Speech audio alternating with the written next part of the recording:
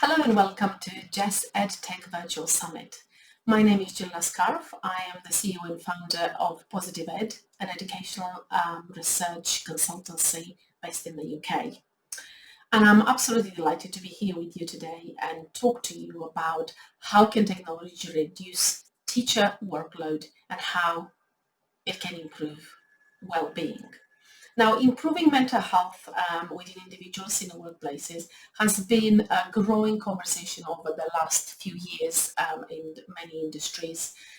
And it is important that academic institutions are addressing and challenging issues that surround this too. So symptoms of stress we know that can affect body and behavior, often leading to poor physical health and performance. And it goes without saying that a teacher with low health and well-being, experiencing high level of stress or who is ill at work, will not perform to the best of their ability. Teaching might be thought to be vocational, as a vocational career, but it certainly isn't easy. Educating the next generation is a very hard job, and increasing demands make it a high-pressure job. And this pressure, it's taking its toll. Education has not kept up with many private and public sector industries in terms of its effective deployment of technology and use of technology. The consumer technology we use daily, both the hardware and software, generally outperforms that which is available to education. Now, I would like you to, for a minute, to imagine a world where, as a teacher, your register it's automatically taken. Learning adapted to the individual needs of your class. Formative and summative marking collated automatically, then calculated and reported to you. The behavior and attainment trends of your class is available in real time. Pastoral issues automatically reported, all while aggregated research analysis improves our understanding of learning. This is not beyond possibility. And this should be our understanding of learning and should be our expectation. Now, I would like to draw your attention to a report done by the Education Support, which is a charity that gives mental health help to education professionals. And they found that nearly 3/4 of teachers and 84% of school leaders now describes themselves as stressed. I'm sure this comes as no surprise to you. But over a third of educational professionals have experienced mental health problems in the past academic year, with almost half believe their workplace is having a negative impact on their mental health and well-being. Now, but what is that is driving the stress level? Too much work, long hours, not enough support, and a growing target culture are just few of the reasons that teachers are finding themselves being overwhelmed. As well as affecting teacher health, this is likely to result in decreasing standards. Stretched too thin, teachers are unable to devote the time and energy they need to raise aspiration and skills. In 2018, a research conducted by Leeds Beckett University found that the majority of the teachers surveyed felt that poor teacher mental health was having a detrimental effect on students' progress. Energy level drops, they are unable to be creative and find it difficult to give it their all in a class.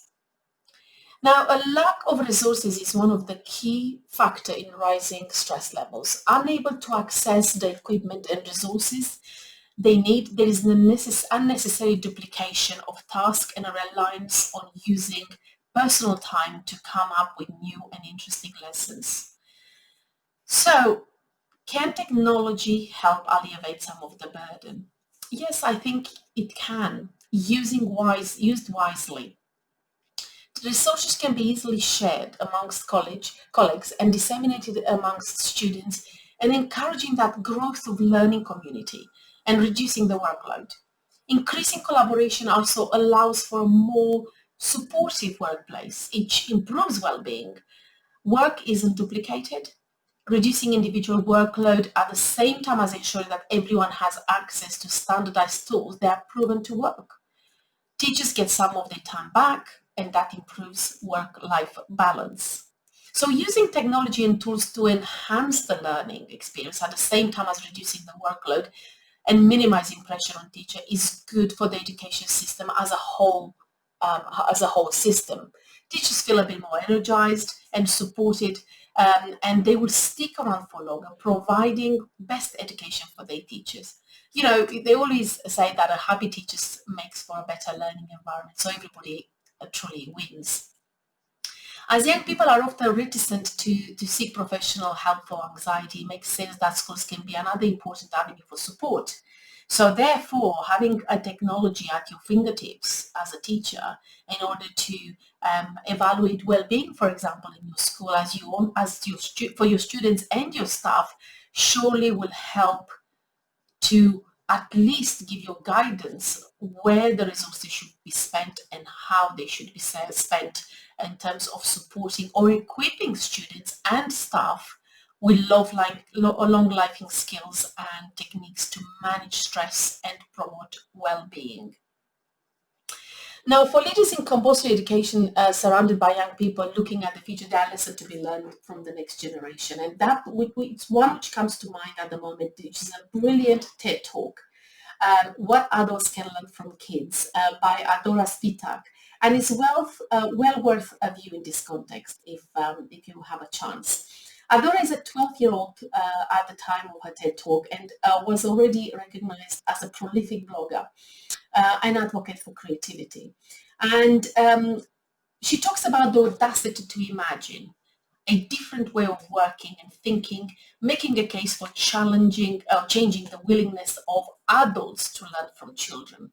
You know, that active listening. We are so good at always telling young people, our children or in the school or as parents, what to do, but very little we listen actively with what they say. Now, the Generation Z learner has much to teach the older generation, and with workload pressure when using technology to get things done efficiently and with impact. They see no reason to use old technology with slow startups and constant updates. So when faced with a problem, the first thing they tend to do is share the problem in a collective or open collaborative online or trusted networks which can help. Contrast this with the previous generation or my generation, who often do exactly the opposite, trying to deal with complex problems in relative isolation, whilst the technology just adds to their stress level. There is a different and a better way. And I recently discussed this issue with a few CEOs of two technology companies, solutions designed to reduce the teacher time spent on relatively routine tasks and marking, for example. And he pointed me to research that suggests educators spend typically about 17% of their time on marking. Are you surprised? Well, I wasn't. Secondary school teachers' salary data also factored into the research, which concluded more than, I think, an average about £5,500 a year per teacher, which was spent in marking alone. So to put this in a context, in a larger secondary school, this equates to more than about £360,000 a year spent on routine activity, which mostly can be automated. When we question the value of the teaching hour, is this really a sensible use for our most precious resources, not to mention the impact on health and well-being? So the current education secretary in the UK has made a case for how technology will cause a revolution in the classroom, citing reducing teacher workload as one of the key priorities, largely driven by widely reported issues related to the health and well-being. So research articulates that teachers, lecturers, and educational experts must connect to innovative companies to harness the opportunities enabled by technology to reduce that workload and stress. And core themes in these strategies highlighting using technology to provide a more personalized experience for teachers, streamlining workloads, reducing time spent on activities that are not core for the purpose of learning, which makes a lot of sense if you think about it. So using technology, and I wanted to give this quote from a non-Googler, Sundar Pichai, which is the CEO at Google, who noted that technology alone will not improve education, but it can be a powerful part of the solution. As it's education itself, so it's well-being. So what can we do? So digital well-being. Now, technology is best when it brings us together. We know that. And it has a powerful ability to enhance collaboration and social networks within the organization. So I remember a presentation, and I can't, the CEO of a Dutch multinational consultancy, which escapes my name at the moment, but she talked about a solution called Happier. And had both streamlined communication, reducing emails, and created a happier, more engaged workplace. And she described as a virtual working culture in one unified digital workplace. And I have to say, it was fascinating and enlightening to hear her insights, because reflecting on education, you spend so much time with localized tribal behavior, especially in different organizations, in different schools, and this can have a negative impact on well-being. So solutions like this software Happier provides a way to support cultural harmonization and a happier, more engaged workplace. And it is clear that organizations seek to raise morale, productivity, engagement, and should consider how technology can be a compelling part of the solution. I don't want teachers, I mean, I work in so many schools around the world, and some teachers truly feel technology an intrusive part. They don't really want to open up to new trends or to new way of doing things, because obviously change, it's difficult. We all know that. Now, but the solution like this have to have the dual benefit of providing dedicated personal well-being care at the same time as reducing the bottlenecks and constrained resources, making life better by reducing the workload pressure on already very stretched staff, may I say. Now, the second part I would say is how to personalize well-being. Now, it's often the case that when health and well-being program experience low levels of engagement is because employees do not see them as relevant to their needs. And I promise you, I work in so many schools, and when we talk about well-being, everybody says, yeah, but I know what well-being is. The reality is, well-being is something you need to work at it all the time. And technology allows for more of a personalized approach to health and this well-being. One way to do it is employees who may suffer high level of stress, for example, may benefit from a meditation app, while increasing fitness levels may be priority for his colleagues, in which activity trackers will be the right route. For others, will be a very different way. So we need to look at one size doesn't fit all, because we have done so much in education trying to put things in a box, and it doesn't work. And it's the same thing with well-being, because it's kind of what that person needs and when he needs it and how he needs it. I am not I'm not that type of person, for example, to use a meditation app, but I've learned to use mindful techniques which help me alleviate my stress and coping with uncertainties as well. So technology can be a cost-effective and convenient way of offering tools and resources tailored to an individual to prioritize these needs. And just to give you a quick example in terms of technology and learning, I'm currently doing a pilot in about 10 schools in the United Arab Emirates, and I'm very, very pleased the way how it's going. But when I started, everything was on paper. Because I felt that all the well-being, resilience, and mental toughness program I do, they have to be kind of taught from the teacher. And then one amazing head teacher from one of the schools, which is piloting my program, said, have you thought about using this platform, this software platform? And I said, well, no. And she said, well, why not? And I'm thinking, Well, first of all, because I didn't know existed, and second of all, I didn't quite know how my context or my lessons or my program will actually work on that platform. So she said, "Why don't you give it a try?" And you know what? It was one of the most eureka moments I had, because I realized that it cuts the work in half. Secondly, it makes it more engaging for the student. It's less teacher-centered, it's more student-centered, can be done student-paced. It has so many elements, that platform, from gamification to polls to whatever you want to say. But most importantly, at the end of that lesson, which is taught on the platform, you do have all the data from all your students collated, and you see the responses. It's so much easier. So I wanted to give you that example just to see that sometimes we're so set in our ways that we don't look beyond that. So I want you to look at all there is out there in terms of technology, to see how can that reduce your workload, how that improves your well-being, and how that gives you the right balance in your life.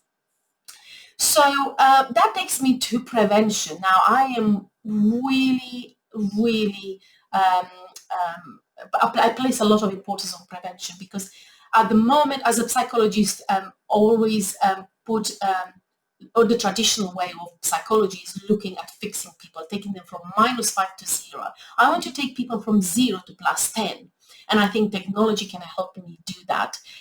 But in order to do that, we need to have a more of a proactive approach to this, less than reactive approach to health, because we tend to always try to fix something when something goes wrong, and never ever invest in that time which you want to put in by saying, do you know what, let's look at preventative measures. So the ease of accessibility and real-time feedback offered by different platforms of software puts well-being constantly at the forefront of any teacher's mind, or employees, whatever they are, informing their health-related choices on a day-to-day basis. So with health-related technology, the onus is on the individual to take that positive action and control of their own well-being, rather than being passive recipient of care defined and delivered by healthcare providers. And one thing I would like to mention is that people always, especially in education, when I go in and say, let's let's do some training in teacher well-being by looking at the science of well-being. And the teacher, well, we don't have the time, we haven't got the money, and we want one thing. Okay, can you fix it in 2 hours? No, I can't. The thing is, well-being, it's not a spectator sport. What consultants can do can bring the science of well-being into your school through programs, through training, whatever that is, but you're still ultimately responsible for that, and you need to learn how to practice what you hear. The heightened level of health awareness and the ability to digitally track something like that, this is where technology comes in. I think it's very motivating and encouraging to stay in that course of action and commit to achieving your personal goals. So one thing I would like to say beyond all the other things which I like to talk about is the digital discipline. We don't really, we're not very good at it. And we tell our children how to reduce the screen time, how not to be all the time on a device or a television or an iPad, iPhone, whatever it is. But if you are honest with yourself, what do you do the first thing you wake up in the morning? You look for your emails. What do you do the last thing before you go to bed? You check your emails. Okay, so this is about looking at how do you respond to this notification from technology. What is your behavior? Because this can be a very unhealthy and create a high level of anxiety. Because your boss is sending you an email at 10 o'clock doesn't mean you have to reply at 10 o'clock. This type of learned behavior isn't too far removed from the classical conditioning of the experience of the Russian psychologist Ivan Pavlov, where it says that your organization have you have to have a digital professional policy that establishes the key principle of how to use technology healthy. Now, to support the well-being and health of your people, it's worth considering that. One solution is find it useful is to turn off notification at certain times and have well-established protocols in using that technology.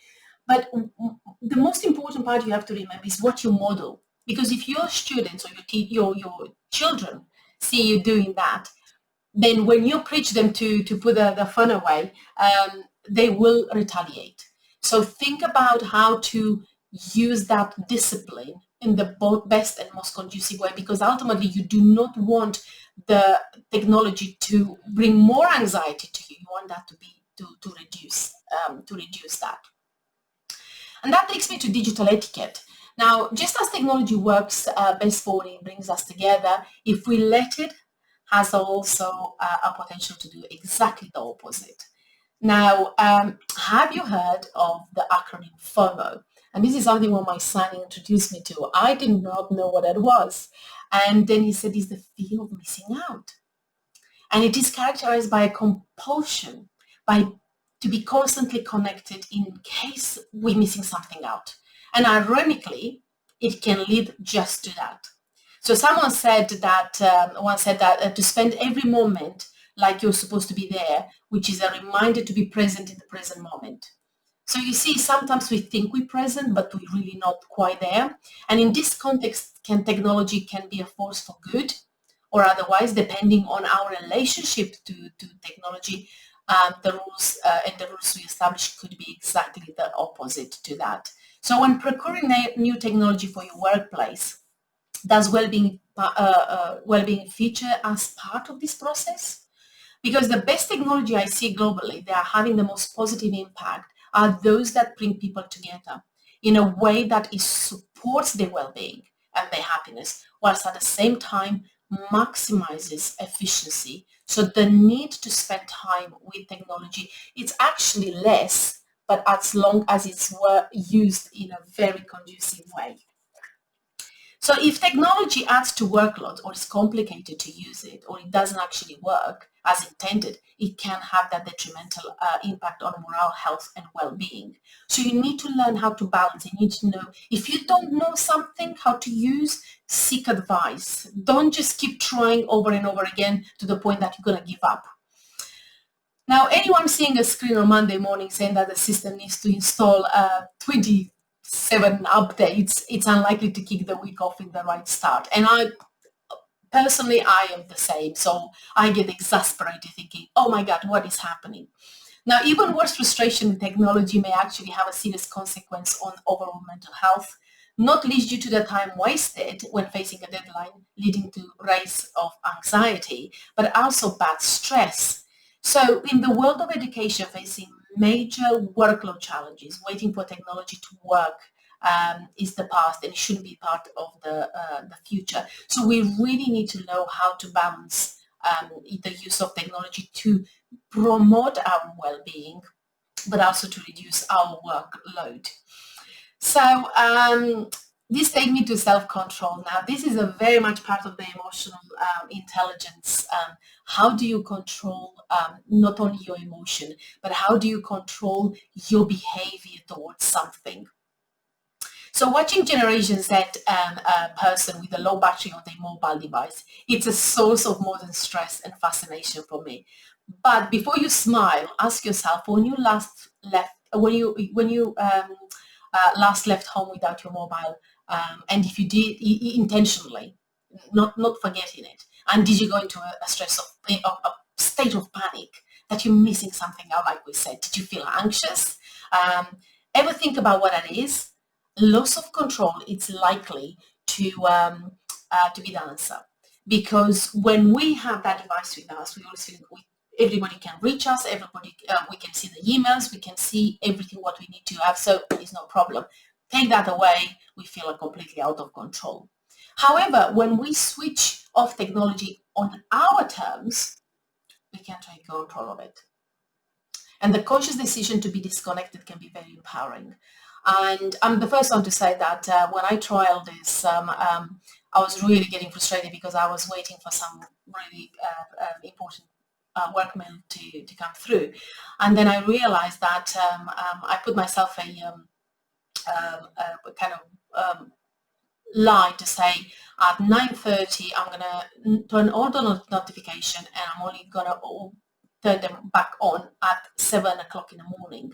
What's going to happen overnight? I have to say, the first night I was quite stressed. I was tempted to go, and it was such a compulsive behavior to go towards my phone to check it. And that irritated me even more because it was a decision, a controlled decision which I made not to look at it. But by the third and fourth night, it became a habit, almost a habit, I should say. Less and less stress, less and less anxious, because I realized in that period of time, nothing can go wrong. Whatever importance that email is, nobody is expecting me to reply at 12 o'clock at night. So I learned a different behavior which became a habit.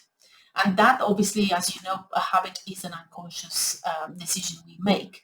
So also I was impressed recently by the dashboard feature on a Google Pixel phone, which was designed to empower users in the context of digital well-being. So it enables users to have better visibility of time spent in technology and to make educated assessments of the productive time. And obviously Apple has the same thing now, which is brilliant because it makes me aware of how much time I spent on the phone. It also enables you to control the behavior of the technology rather than the other way around. It's clever stuff, you know. I mean, we all know technology is a great servant, but it could be a poor master as well. So, focusing on the present, for me, this is one thing which I would like to address as well, because it has never been easier to become distracted. In the digital age, productivity can be both helped by technology and hindered by it. And as I said before, digital discipline, it's incredibly important. And I want you to think about your organization, your school, or your own self. Do you have a view on how people work, not just what they do?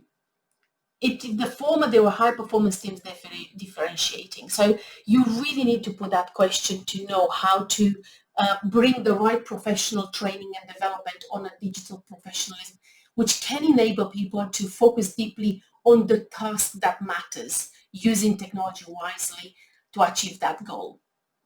Because this in turn enhances the well-being, since a sense of personal achievement raises self-esteem, positivity, and optimism. So the ability to focus deeply also means you are entirely present in the moment and able to dedicate your skill and experience to the work you are doing. And digital can be part of the healthy cultural transformation. And that's why I mentioned to you about my personal experience with digitalization, where I was kind of very much the traditional way that any life skills, any well-being skills should be taught from the front, should be a discussion, should be very engaging, which is still true, but I did not actually give a chance to a digital platform to see how that works in practice. And that has made me very happy because I've got the data at my fingertip, and also the incredible team who has opened my mind. And this incredible team was teachers. And this is one thing, I've seen a school and I'm not saying they don't have stress or everything is running absolutely 100%. Nothing does. But they have found creative ways of embedding technology in such way that reduces the workload, and students also are more engaged, and teachers have that breathing space for a bit when the technology enables the students to do something at their own pace. So procuring and deploying technologies that are simple to use, just work and make life better for people, can also be a powerful asset in enabling positive cultural transformation, as can removing technology that not do these things. It's a better way. So you really need to assess what technology works well, what doesn't do so well, and that what doesn't do well, is it because your staff is not trained enough or doesn't understand the best way to use that. So this often in my mind is when I see somebody frustrated with the aging laptop, as it takes minutes to start before requiring several minutes, or I don't know, hundreds of minutes of updates. So think about that. If a teacher has a laptop which is very old, and she spends more time updating or whatever it is that she needs than doing anything, think about replacing that.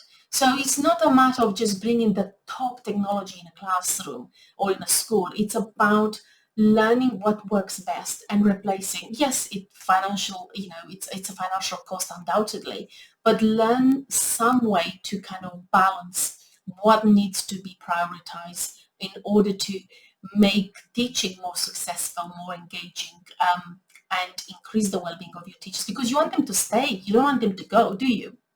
So enabling digital transformation in the workplace that supports health and well-being will not be achieved in one giant leap. Rather, just as with digital transformation itself, it will be achieved through a series of incremental steps in the right direction.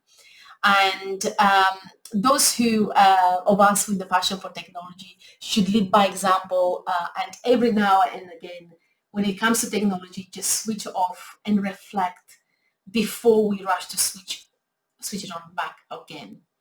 Well, I hope you have enjoyed the presentation and you have had some takeaways. And if you want to contact me, you will see on the screen my details. Please get in touch, and if I can help in any way, I'll be delighted to. So thank you, Jess, for having me again, and I look forward to seeing you all again soon. Thank you.